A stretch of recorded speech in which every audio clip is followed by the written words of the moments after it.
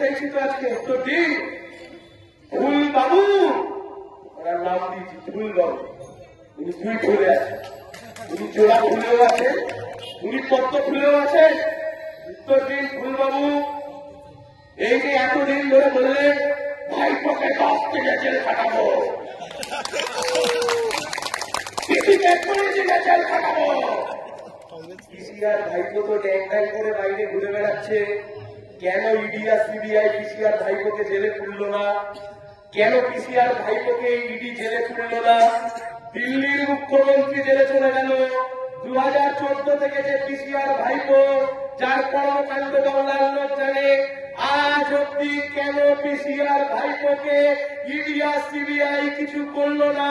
তার কারণ শুভেন্দু বাবু আপনিও জানেন, কোলাঘাট থেকে আপনি যতই সায়ন বাবু করে চেল্লান, আপনিও জানেন দিল্লির বিজেপির নেতারা মমতা ব্যানার্জির মাথায় হাত রেখে দিয়েছে। আর তাই জন্যই নিচু তলায় বিজেপি আর তৃণমূলের কর্মীরা যতই মারপিট করুক, যতই খুনোখুনি করুক, যতই নিজেদের মধ্যে মারপিট করুক, ওপর তলায় দিল্লির বিজেপির নেতারা মমতা ব্যানার্জি আর তার ভাইপোর মাথায় হাত রেখে দিয়েছে। তাই জন্য এত কিছু হয়ে যাওয়ার পরেও বাংলার মুখ্যমন্ত্রী আর তার ভাইপোকে ইডি আর সিবিআই ছুঁয়েও দেখে না। উত্তর তো দিতে হবে শুভেন্দু বাবু, ফুল বাবু, উত্তর দিন।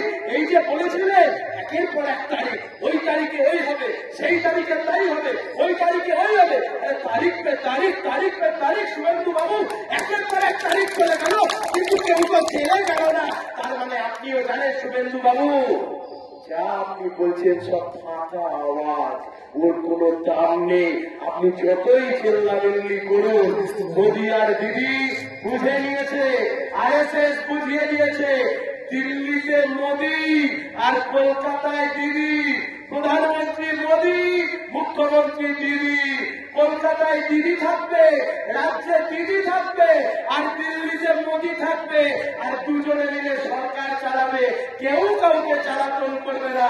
শুভেন্দু বাবু আপনি যত খুশি চেল্লান, আপনি যত খুশি চেল্লান, এই নির্বাচনে সিপিআইএম ড্যাং ড্যাং করে জিতবে।